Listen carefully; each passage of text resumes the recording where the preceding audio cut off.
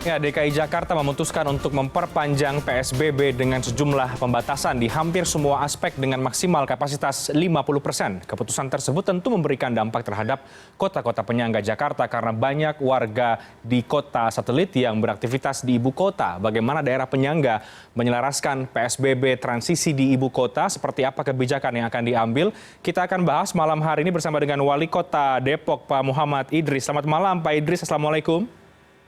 Selamat malam, Bang Renhat. Waalaikumsalam. Apa kabar, Pak? Sehat?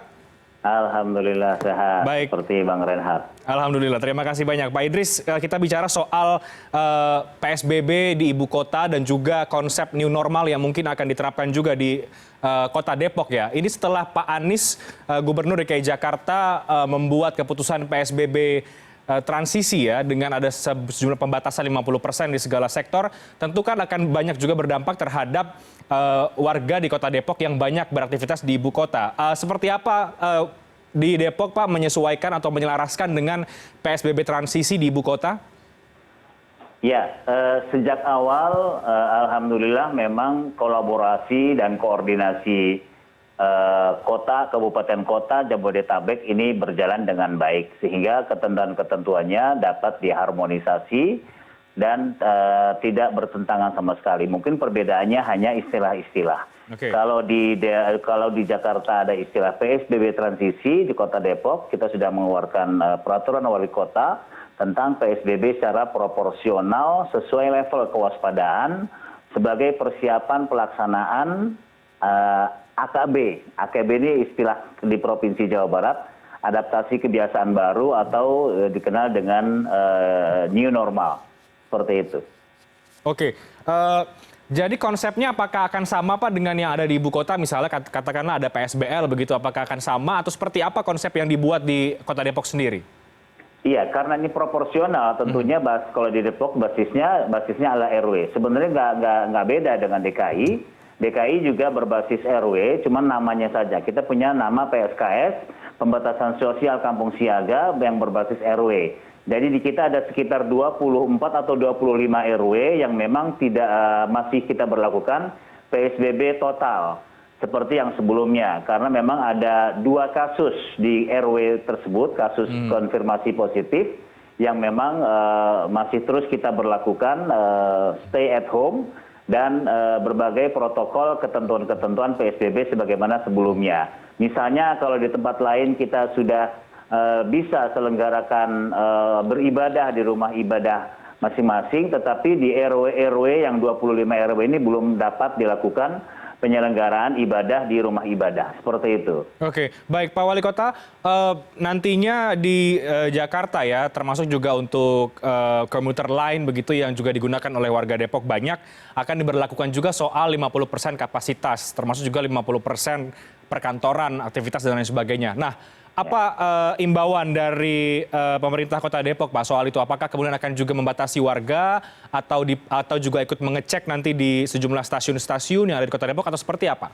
Ya, itu sudah kita laksanakan, bahkan sebelum PSBB sudah kita laksanakan. Ketika masa PSBB 3 kali juga demikian. Apalagi sekarang, jadi pembatasan di transportasi ini juga kita lakukan sebagaimana yang dilakukan oleh DKI. Misalnya kereta api komuter dari Bogor dan dari stasiun-stasiun di Depok itu tetap kita hitung 50% atau 40% kalau tidak salah, di mana untuk di kereta di komuter ini itu kita kontrol terus pada setiap stasiun. Oke, jadi sebetulnya ketika kemudian Jakarta memperpanjang PSBB dengan sejumlah penyesuaian, tidak lagi kaget begitu ya Pak Wali Kota, karena memang sudah juga sebetulnya menerapkan dan juga sudah menyesuaikan juga sejak awal ketika PSBB ini masih berlangsung atau seperti apa? Oh iya, jadi sejak awal memang sudah kita sesuaikan. Ya tadi Jabodetabek, tadi ketentuan transportasi, bahkan ketentuan pembukaan mal. Pembukaan mal yang kami dengar, yang kita sudah koordinasikan bahwa di DKI itu pada tanggal 15 Juni baru dibuka. Nah di Kota Depok ini 16 Juni baru kita buka. Jadi untuk besok ini hanya untuk pembukaan pelaksanaan ibadah di masjid kalau umat Islam karena besok Jumatan, untuk Kristiani misalnya kebaktian di hari Minggu ini sudah dimulai. Tetapi untuk kegiatan-kegiatan ekonomi ini baru kita buka pada pekan depan. Pekan depannya lagi baru mal-mal, dan pekannya lagi setelah 2 pekan setelah mal dibuka itu baru tempat-tempat wisata yang memang bisa kita kondisikan. Jika ini ada jikanya, dan mudah-mudahan ini trennya akan turun terus ya, untuk jika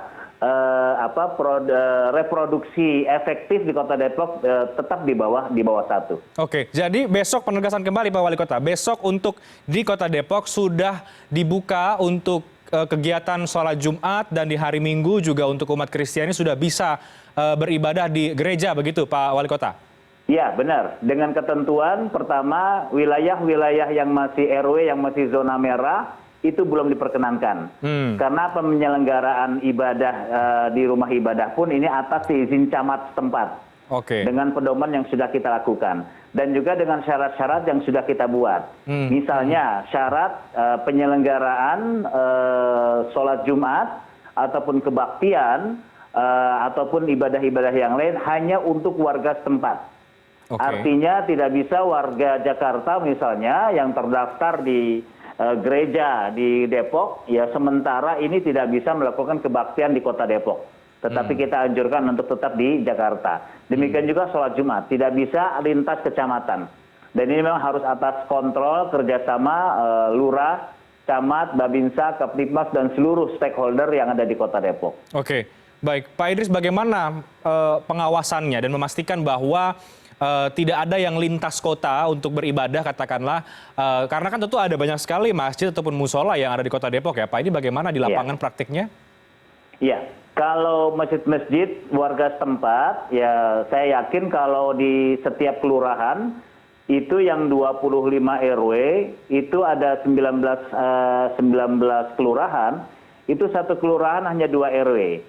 Ya, yang tidak boleh itu dipantau secara ketat. Yang selebihnya ini kita memang dibantu ketat pertama oleh DKM itu sendiri yang memang sudah mengenal warganya, yang kedua RT dan RW-nya yang sudah mengenal RW-nya. Ketika ada orang yang kurang dikenal, ya itu akan diukur suhunya, akan ditanya dari mana. Seperti itu.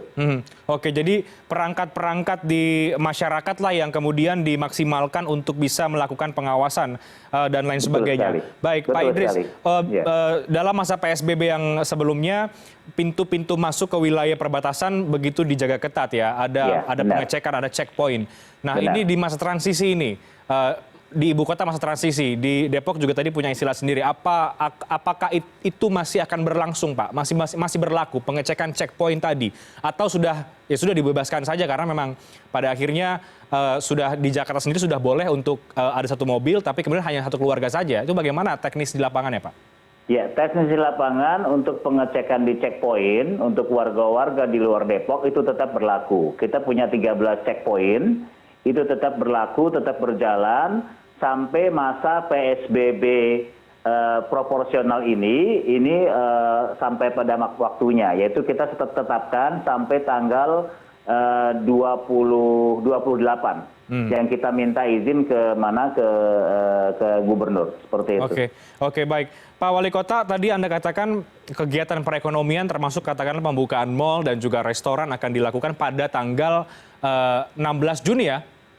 Nah, kalau untuk restoran, mohon maaf ini, kalau untuk restoran itu akan kita buka pekan ini. Pekan ini. Iya, tetapi dengan protokol kesehatan tentunya dan sudah kita persiapkan semuanya. Nah, untuk pekan depan itu untuk toko-toko selain mal.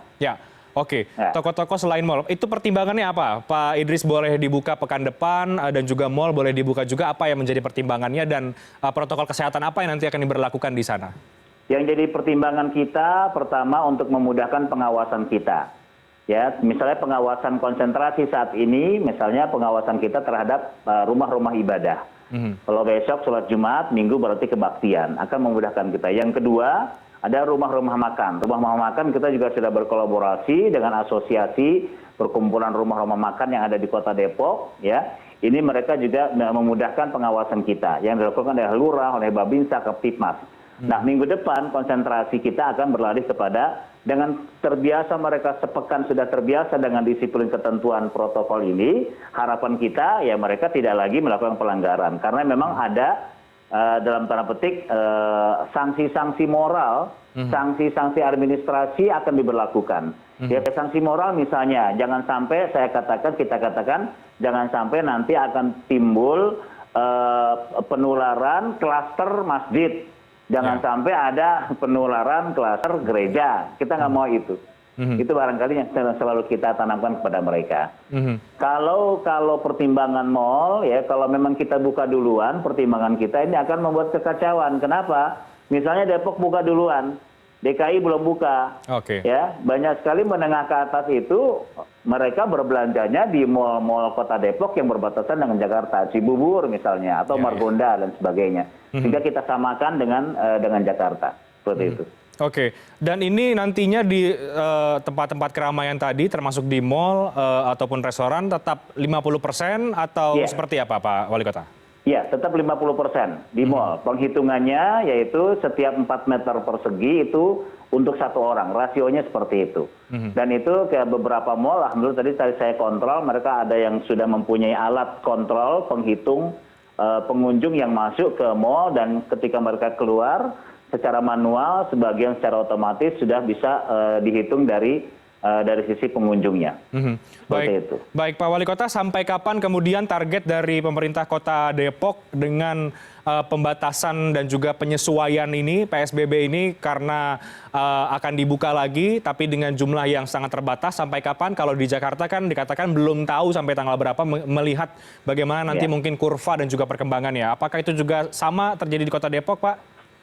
Iya. Kita tentunya menggunakan penghitungan-penghitungan yang sudah diberlakukan, diarahkan dari pemerintah, ya seperti masalah RT, masalah R0, RT, ini harus di bawah 1, dan ini masa inkubasinya itu 14 hari. Ya, misalnya RT kita di Kota Depok ini pada tanggal 2 Juni, ini sudah di bawah 1, yaitu 0,6. Nah, hari ini turun 0,5. Nah, ini harus hitung sampai 14 hari.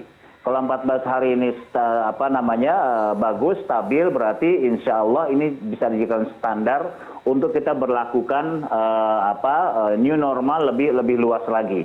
Tetapi tetap sampai akhir tahun yang namanya etika, PHBS, dan juga Germas, Gerakan Masyarakat Sehat, ya itu tetap kita berlakukan, seperti pemakai masker dan cuci tangan pakai sabun. Ini akan menjadi sebuah kebiasaan baru, dan ini tidak terbatas.